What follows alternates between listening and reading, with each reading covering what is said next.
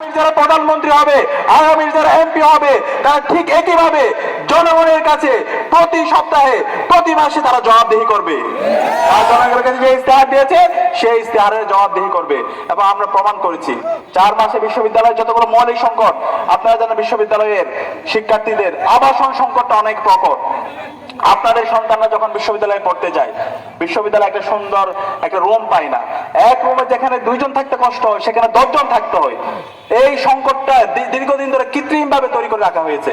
আমরা বলেছিলাম এই আবাসন সংকট আমরা দূর করব, এবং সে আলোকে বিশ্ববিদ্যালয় প্রশাসন, অন্তর্বর্তীকালীন সরকার, দেশীয় বিদেশে যারা ডোনার আছে তাদের সবার সাথে আমরা যোগাযোগ করেছি। বিশ্ববিদ্যালয় প্রশাসন আমাদেরকে সহযোগিতা করেছে। ইতিমধ্যে 2841 কোটি টাকার একটা প্রকল্প এসেছে। কত কোটি টাকার? 2841 কোটি টাকা। এই প্রকল্পের আওতায় ছাত্রীদের জন্য মোট 5টা হল, ছাত্রদের জন্য মোট 5টা হল, মোট 10টা হল নির্মাণ হবে। এই হল নির্মাণ শেষ হলে আগামী 2 বছরের মধ্যে ঢাকা বিশ্ববিদ্যালয়ে আর কোনো আবাসন সংকট থাকবে না ইনশাআল্লাহ। আমরা কথা রেখেছি। এবং আপনাদের সন্তানরা বিশ্ববিদ্যালয়ে চান্স পাওয়ার পরে সুন্দর একটা পড়ার টেবিল পাবে, সুন্দর একটা রুম পাবে, এবং এই বিশ্ববিদ্যালয়কে তাদের বিজ্ঞান, প্রযুক্তি, শিল্প, সাহিত্য, সংস্কৃতির মাধ্যমে এই সন্তানরা সারা বিশ্বব্যাপী তারা নেতৃত্ব দেওয়ার মতো উপযোগী হিসেবে গড়ে উঠবে ইনশাআল্লাহ। একই সাথে আমরা আমাদের বিশ্ববিদ্যালয়ে অসংখ্য কাজ করেছি, সেটা আপনারা যদি আমাদের ডাকসুর পেজে যান সেটা আপনারা দেখতে পাবেন। আমরা কথা দিচ্ছি ইনশাআল্লাহ, ইনসাফের কান্ডারি, দাঁড়িপাল্লার কান্ডারি আমাদের নেতা ডক্টর জাহিদ ভাইরা বিজয়ী হয়ে আসার পরে এই অঞ্চলে গত 55 বছর ধরে যে লান্তরা তৈরি হয়েছে, যে বন্তরা তৈরি হয়েছে, যে জুলনতন্ত্র তৈরি হয়েছে, যে মাফিয়া তন্ত্র তৈরি হয়েছে, এই সব কিছুকে ভেঙে নতুন একটি মডেল করিমগঞ্জ তিনিও তৈরি করবেন ইনশাআল্লাহ। আপনারা কি আমাদের নেতার সাথে থাকবেন? ডক্টর জাহিদ ভাইয়ের সাথে কি থাকবেন? ইনশাআল্লাহ। আমাদেরকে এবার আর ভুল করলে চলবে না। এবার আমাদেরকে ইনসাফের পক্ষে অবস্থান নিতে হবে। আমরা আমাদের নেতা আগামীর বাংলাদেশের প্রধানমন্ত্রী ডক্টর শফিকুর রহমানকে এই আসন থেকে ব্যাপক ব্যবধানে বিজয় উপহার দিতে পারবো ইনশাআল্লাহ। ইনশাআল্লাহ আমরা কথা দিচ্ছি ইনশাআল্লাহ। ডক্টর জাহিদ ভাই আপনাদেরকে যে কমিটমেন্ট করে দিয়েছেন প্রত্যেকটা কমিটমেন্ট বাস্তবায়ন করবেন ইনশাআল্লাহ। তার চাইতে বহুগুণ বেশি কাজ ইনশাআল্লাহ তিনি করে দেখাবেন ইনশাআল্লাহ। আমরা কথার চেয়ে কাজে বিশ্বাসী। তিনি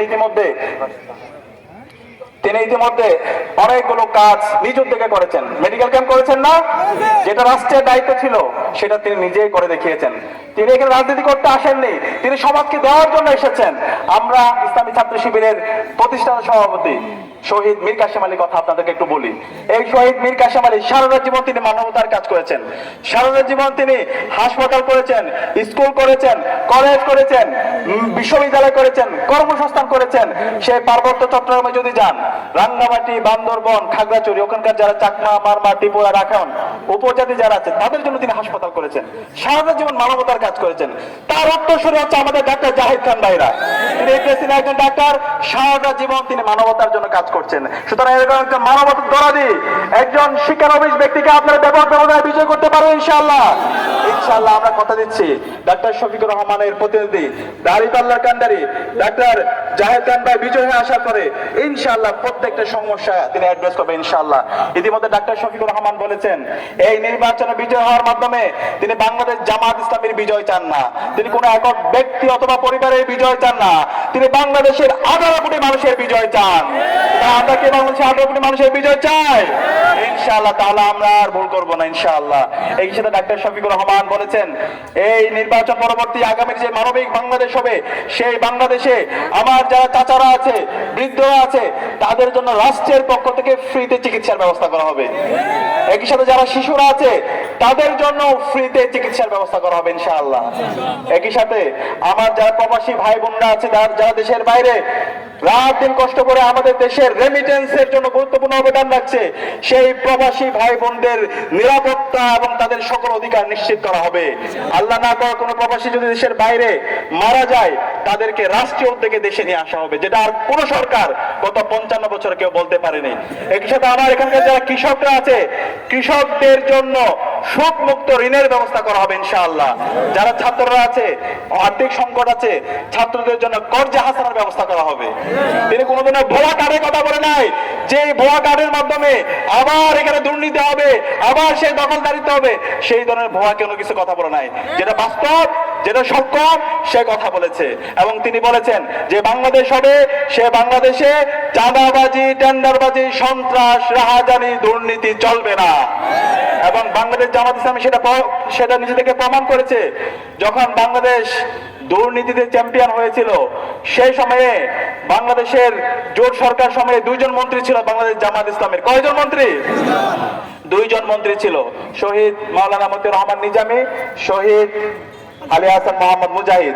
এই 2 জন মন্ত্রী থাকার সময়ে তারা 3টা মন্ত্রণালয়ের দায়িত্ব ছিল, তাদের বিরুদ্ধে একটা পয়সার দুর্নীতি কেউ দেখাতে পারেনি। আমরা এমন একটি বাংলাদেশ নির্মাণ করতে চাই, আমাদের যারা প্রতিনিধি হবে, আমাদের যারা নেতা হবে, তাদের বিরুদ্ধে একটা পয়সার দুর্নীতি কেউ দেখাতে পারবে না ইনশাআল্লাহ। সুতরাং এই ধরনের নেতা আপনারা কি নির্বাচিত করতে পারবেন? নাকি যারা দুঃসময়ে আপনাদেরকে রেখে মুসলাকা দিয়ে দেশের বাইরে চলে গেছে, এখন 1.5 বছর পরে এসে বিভিন্ন ধরনের চটকদার কথা বলছে, বিভিন্ন ধরনের ভুয়া গাড়ির কথা বলছে, যারা পাথর মেরে মানুষদেরকে হত্যা করেছে এবং আমার বোনদেরকে দর্শন করছে, আমার মা বোনদেরকে বিভক্ত করে হুমকি দিচ্ছে, তাদেরকে ভোট দিবেন। কাকে ভোট দিবেন আপনারা বলেন? সুতরাং আমরা আর ভোট করতে চাই না, আমরা এমন কাউকে ভোট দিব যাদের হাতে আমাদের জীবনের নিরাপত্তা থাকবে। কিসের নিরাপত্তা? জীবনের নিরাপত্তা থাকবে। আমরা দেখতে পেয়েছি ওই দল নিজেদের অন্তর্কুণ্ডলে নিজেদের নেতা কর্মীদেরকে গত 1.5 বছরে 200 অধিক মানুষকে মেরে ফেলছে। যেই দলের হাতে নিজেদের নেতা কর্মীরাই নিরাপদ না, সেই দলের হাতে একটা দেশ কিভাবে নিরাপদ হতে পারে? কিন্তু আমরা বলতে চাই, আমাদের নেতা ডক্টর জাহিদ ভাই, তার নেতৃত্বে ইনশাআল্লাহ কখনো কোনো মানুষের উপর জুলুম করা হবে না ইনশাআল্লাহ।